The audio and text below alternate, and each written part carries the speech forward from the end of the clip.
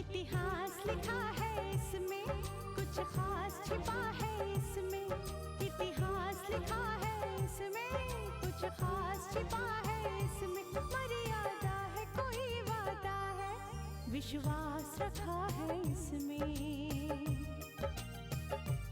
सात फेरों से मिला ये तो उपहार है, मेरा श्रृंगार है, मेरा श्रृंगार है, मेरा श्रृंगार है, मेरा श्रृंगार है। मंगलसूत्र, मंगलसूत्र, मंगलसूत्र, मंगलसूत्र, मंगलसूत्र, मंगलसूत्र, मंगलसूत्र।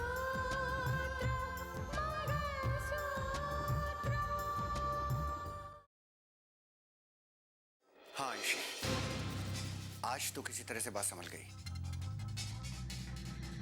लेकिन कल अगर रोहित को होश आता है, वो जुबान खोल देता है, तो हम कहीं के नहीं रहेंगे, समझी? तो आप ही बताइए करना क्या है? तुम इस घर में बहू बनकर आई हो, कायदे से तो हम सबको तुम्हें बहुत खुश रखना चाहिए, लेकिन क्या करें, तुम तो सब जानती हो ना। सब कुछ हमारे हाथ में तो नहीं है, लेकिन ईश्वर के हाथ में तो है। और आज की आज ही उसे रोहित के पास भेजना होगा। रोहित तक पहुंचने की तैयारी तो वो खुद ही कर रही होगी। तुम बाहर जाकर देखो कि चल क्या रहा है। बुआ जी आरती। खुश रहो, सदा सुहागन रहो। भगवान की पूजा के बाद घर के सारे बुजुर्गों के भी पैर छूने चाहिए। कहते हैं बड़ों के आशीर्वाद लेने से बहुत ताकत मिलती है। खुश रहो। आरती। खुश रहो। बुआ जी, क्या मैं रोहित से नहीं मिल सकती? मैं उससे मिल नहीं सकती, उसको एक बार देख भी नहीं सकती क्या? आयुषी, तुम्हें इतना परेशान होने की जरूरत नहीं है। अगर पुलिस का पहरा हॉस्पिटल में है तो ऑर्डर तो रितिका ने ही दी है ना उन्हें। हाँ, स्नेहा जी की ये बात तो सही है। बुआ जी, आप रितिका दीदी से बात करिए ना, वो मुझे रोहित से मिलने दे, मैं रोहित को मिलके बस वापस आ जाऊंगी। बहू, मैं रितिका से किस तरह से बात करूं? और वैसे भी इस वक्त वो ड्यूटी पे होगी। ये ऑर्डर सिर्फ रितिका ने नहीं दिया है, ये फैसला सिर्फ रितिका का नहीं है। पुलिस छानबीन कर रही है इस मामले की। अब पुलिस इंस्पेक्टर से भी तो परमिशन लेनी पड़ेगी ना। लेकिन दीदी, अगर रितिका उनसे कहे तो वो अपना ऑर्डर टाल देंगे। हाँ, लेकिन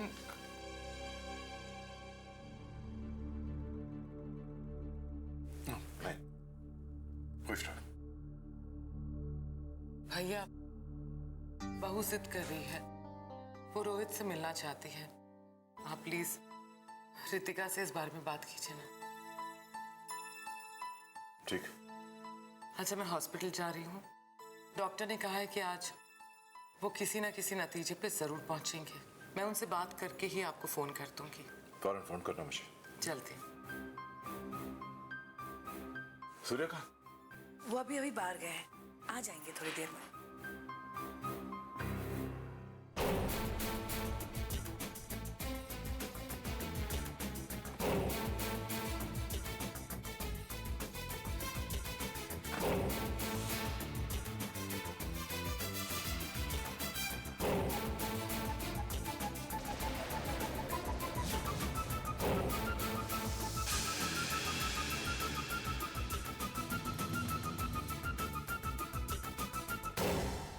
मैं तो ये सोचता था कि तुमने हर कदम पे स्नेह का साथ दिया है और आगे भी तुम ये रिश्ता कायम रखोगे।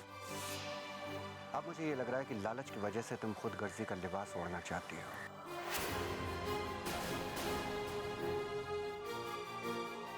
खुदगर्जी का ख्याल भी तभी आया जब मैंने देखा तुम दोनों खुदगर्ज हो। जब तुम दोनों सिर्फ अपने बारे में सोच सकते हो तो फिर मैं क्यों नहीं?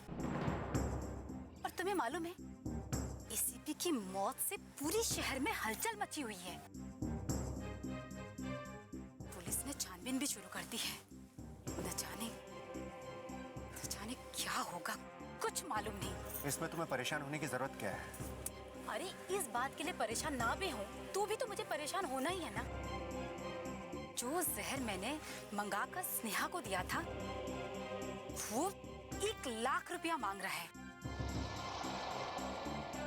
शायद उसे भी भनक लग चुकी है कि वो इस जहर का इस्तेमाल कौन सी जगह पे होना है। क्यों नाराज होते हो सूर्या? करोड़ों के ख्वाब देखते हो तो लाखों तो गंवाने ही होंगे ना। पैसे तो तुम्हें देने ही पड़ेंगे, तभी तो उसका मुंह बंद रह पाएगा। मुझे ये लगता है मेघना कि तुम जानबूझकर हमसे पैसे ऐंठना चाहती हो। गलत सोच रहे हो सूर्या तुम। अगर मुझे पैसा ही निकालना होता ना तो मैं अब तक बहुत पैसा निकाल चुकी होती। मैं ये जानती हूँ तुम मजबूर हो। मैं जो कहूंगी तुम्हें करना होगा। मैं चाहूं तो तुम्हारे सारे ख्वाब, सारे मंसूबे धरे रह जाएंगे, लेकिन मैं ऐसा करना नहीं चाहती हूँ। मैं तो सिर्फ तुम्हारा साथ देना चाहती हूँ सूर्या, लेकिन एक शर्त है। जो भी तुम्हारे हाथ लगेगा उसमें से 25% मेरा होगा। और हाँ, इस खेल में आगे बढ़ने के लिए जिन लोगों की हम लोगों ने मदद ली है उन लोगों को भी तो साथ में लेके चलना पड़ेगा ना। मतलब पैसे तो देने ही होंगे। मैं समझ गया तुम क्या कहना चाहते हो।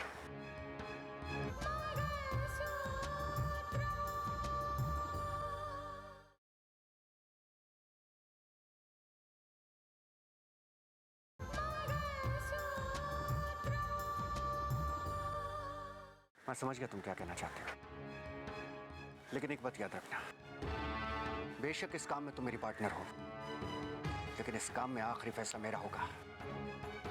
मैं जो कहूंगा तुम्हें वही करना पड़ेगा। पैसे तुम्हें मिल जाएंगे।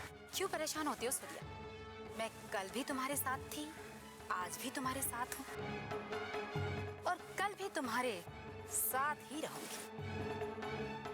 जब तक तुम वफादारी दिखाओगे मेरी तरफ से भी बेवफाई कभी नहीं होगी। तो मिलाओ हाथ।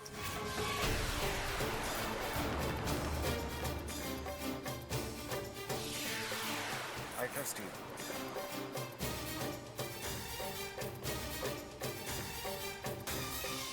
रोहित के बारे में हमने क्या क्या सोचा था कि उसकी शादी हम धूमधाम से करवाएंगे।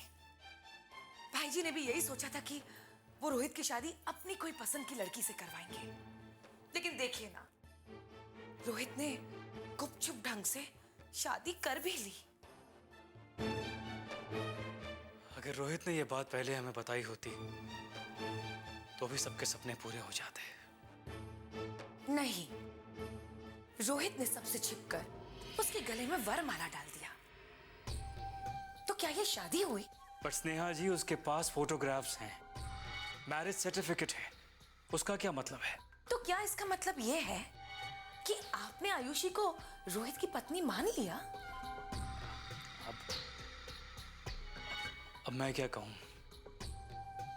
वो लड़की इस घर की बहू होने का दावा करती है और शायद घर के बाकी लोग उसे बहू मान चुके हैं। वैसे एक बात कहनी पड़ेगी स्नेहा जी, आयुषी बहुत ही विश्वास, बहुत ही उम्मीदों के साथ यहां आई है। अपने आप को इस घर की बहू समझती है। धार्मिक दृष्टि से शायद इस शादी को हम शादी नहीं माने, लेकिन उसके पास मैरिज सर्टिफिकेट है, उसे हम झुठला नहीं सकते, किसी कीमत पर नहीं।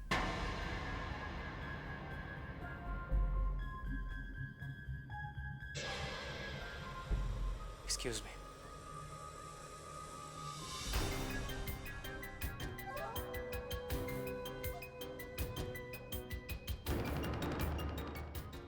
भाई जी, कुछ समझ में नहीं आ रहा। आखिर बोल क्या रहा है डॉक्टर? कब रोहित को होश आएगा? कब हम उससे बात करेंगे और कब उसके गुनहगार तक पहुंचेंगे? सूर्या, बार बार ये सवाल मुझसे घर का हर मेंबर पूछता है। जब डॉक्टर ही नहीं बता पा रहे कि उसे कब होश आएगा तो मैं कैसे बता सकता हूं तुमको?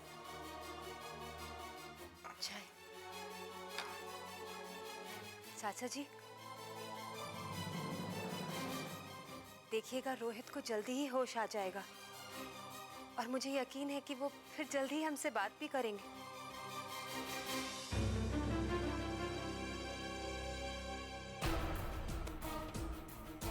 पापा जी, मैं भी एक बार रोहित से मिलना चाह रही थी।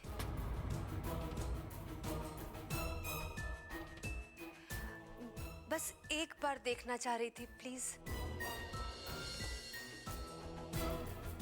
तुम्हें किसी ने बताया नहीं कि वहाँ पुलिस का पहरा है और विदाउट परमिशन रोहित से नहीं मिल सकते? हाँ, मुझे मालूम है, लेकिन रितिका दीदी चाहे तो पुलिस मुझे अंदर जाने दे सकती है।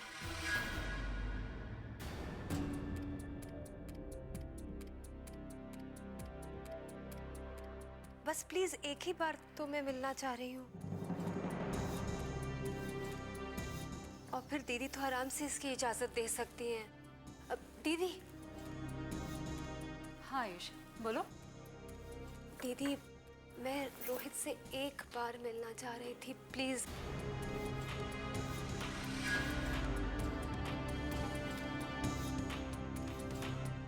मैं जिससे भी पूछ रही हूँ सब यही कह रहे हैं कि वहाँ पुलिस का पहरा है, और पर मैं आई तो रोहित के लिए ही हूँ ना। देखो आयुषी, वो क्या है ना कि रोहित की सुरक्षा के लिए ही पुलिस ने हिदायत दी है कि उसे किसी से मिलने ना दिया जाए।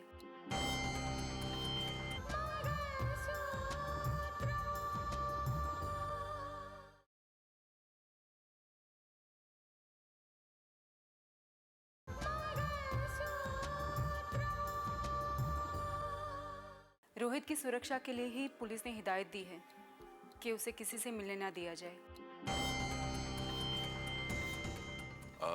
रितिका, लेकिन अगर कोई घर का सदस्य इसके साथ में जाए तब तो रोहित को मिल सकते हैं। ठीक है पापा, अगर आप कहते हैं तो फिर। नहीं, मैं पुलिस के कोई कानून या रूल्स नहीं तोड़ रहा, लेकिन मैं समझता हूँ कि अगर कोई घर का मेंबर साथ में जाएगा तो कोई प्रॉब्लम नहीं होनी चाहिए।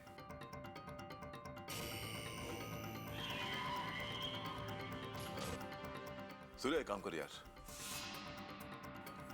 तुझे अपने साथ ले जा, करने दे इसको अपनी ख्वाहिश पूरी। जो। थैंक यू पापा। पापा मैं निकलती हूँ, बाय। बाय दीदी जी।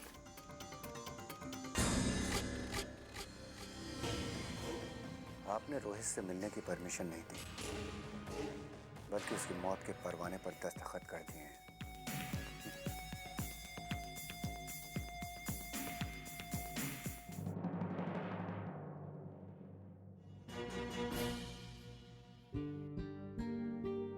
आइए बैठिए।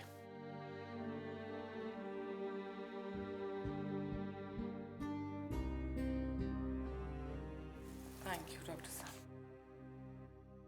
डॉक्टर साहब, मैं आपसे ये पूछना चाहती थी कि रोहित कब तक ठीक हो जाएगा?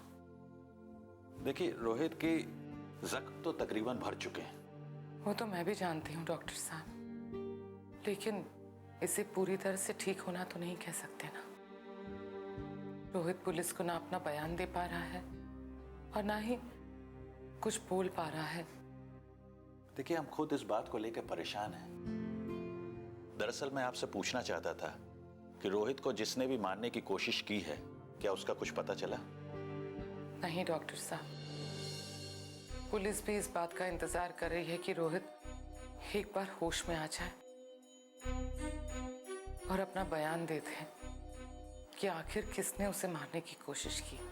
देखिए, मुझे नहीं लगता कि रोहित अब इतनी जल्दी कोई बयान दे पाएगा, ना ही कुछ अपने बारे में बता पाएगा। ये क्या कह रहे हैं आप डॉक्टर साहब? देखिए, रोहित के जख्म तो दरअसल भर चुके हैं। रोहित थोड़ी देर के लिए होश में तो आता है, लेकिन फिर उसकी हालत वैसी ही हो जाती है। देख के लगता है कि वो होश में है, लेकिन सच तो ये है, ना वो कुछ सोच सकता है और ना समझ सकता है। नहीं डॉक्टर साहब, प्लीज प्लीज ऐसा मत कहिए। डॉक्टर साहब, आपको रोहित को होश में लाना ही होगा। उसे ठीक करना ही होगा डॉक्टर साहब, प्लीज। देखिए, हम अपनी तरफ से पूरी कोशिश कर रहे हैं। रोहित की ये हालत उसके सिर पर लगी चोट और नसों के खिंचाव की वजह से है। अगर असल में कहा जाए तो वो पैरालाइज की हालत में पहुंच चुका है।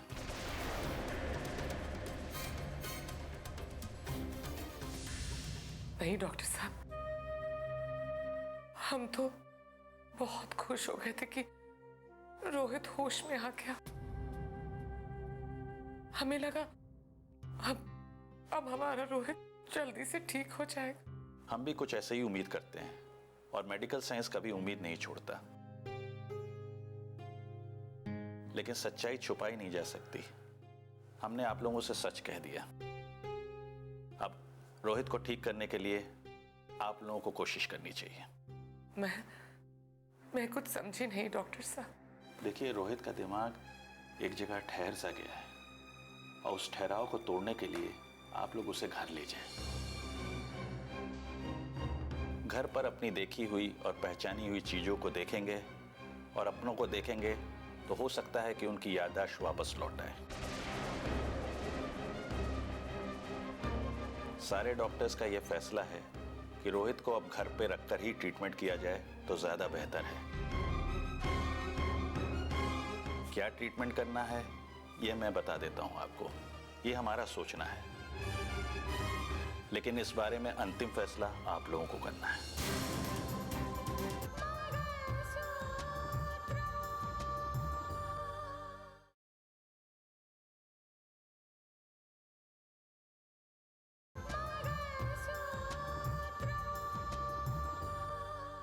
लेकिन इस बारे में अंतिम फैसला आप लोगों को करना है।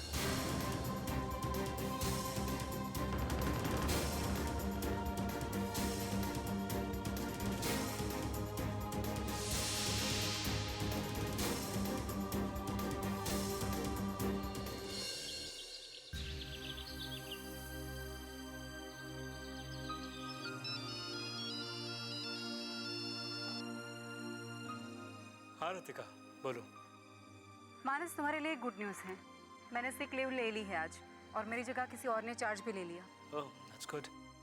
Okay Ritika, tell me honestly, इस बात से तुम खुश हो या इस बात का तुम्हें गम है? ऑफ कोर्स गम। मानस, तकलीफ तो हो रही है। अब देखो ना, जिस कुर्सी पर मैं कल तक बैठा करती थी, आज वहाँ कोई और बैठेगा, और फिर पता नहीं कब दोबारा उस कुर्सी पर बैठ पाऊंगी मैं। रितिका, मुझे मालूम था तुम ऐसा ही सोचोगी। जस्ट थिंक रितिका, तुम्हें इस बात से खुश होना चाहिए। तुमने अपनी जिम्मेदारी ना निभाने के लिए लीव नहीं ली है। तुमने लीव ली है एक औरत होने की जिम्मेदारी निभाने के लिए, उस जिम्मेदारी को निभाने के लिए जिसके लिए एक औरत का जन्म होता है। तुम माँ बनने वाली हो रितिका, ये एक बहुत बड़ी जिम्मेदारी है और इसी के लिए तुमने लीव ली है। हाँ मानस, मैं तुम्हारी बात से सहमत हूँ, लेकिन क्या करें, तकलीफ तो होती है ना। रितिका, तुमने अपने कलेक्टर होने की हर जिम्मेदारी निभाई है। I have full faith in you, तुम आगे भी निभाओगी। रितिका, ये भी सोचो आज इस घर में तुम्हारी कितनी जरूरत है। हाँ मानस, मुझे भी लगता है कि मैंने सही वक्त पर लीव ली है। अब देखो ना, बुआ जी का फोन आया था। उन्होंने कहा कि डॉक्टर्स ने कह दिया कि आप कभी भी रोहित को घर ले जा सकते हैं। अब ऐसे वक्त पे अगर मैं घर पे रहूंगी तो ज्यादा अच्छा रहेगा ना। हाँ वो तो है। वैसे तुम अभी हो कहाँ? बस हॉस्पिटल जा रही हूँ, मैं भी डॉक्टर से बात करके देख लूँ। रितिका, आयुषी हॉस्पिटल गई है रोहित को मिलने। एनीवे, जाओ हॉस्पिटल जाके देखो डॉक्टर क्या कहता है। You take care, bye. Bye.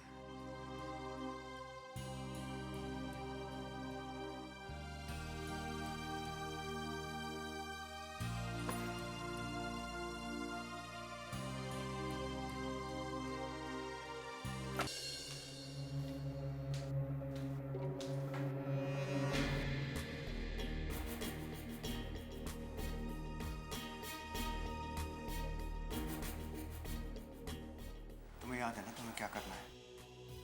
हाँ, अच्छी तरह याद है, लेकिन कहीं ऐसा ना हो पुलिस वाले मुझे अंदर जाने ही ना दे। नहीं नहीं, मुझे नहीं लगता। आई एम श्योर रितिका ने फोन कर दिया होगा। कोई तुम्हें अंदर जाने से रोकेगा नहीं, लेकिन मैं उम्मीद करता हूँ कि तुम ये काम पूरा करके बाहर आओगे। बिल्कुल, ये मौका तो खोना मैं भी नहीं चाहती, हरगिज नहीं। एक बात याद रखना आयुषी, रोहित की जिंदगी हम सबके लिए मौत का सबब बन जाएगी।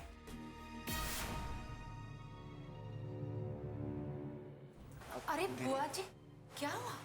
आपकी आंखों में आंसू? वो अभी मैं डॉक्टर से मिलके आई हूँ।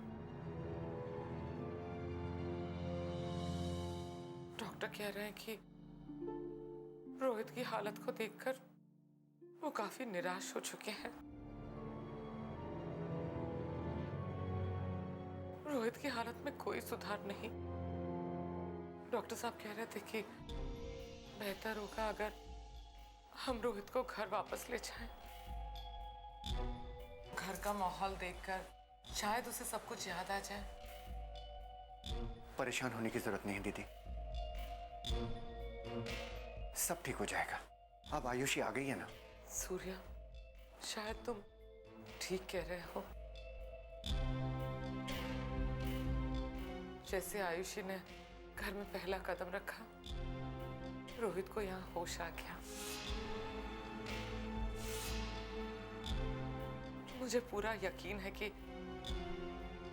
आयुषी की वजह से रोहित एक बार फिर से बिल्कुल ठीक हो जाएगा, पहले की तरह।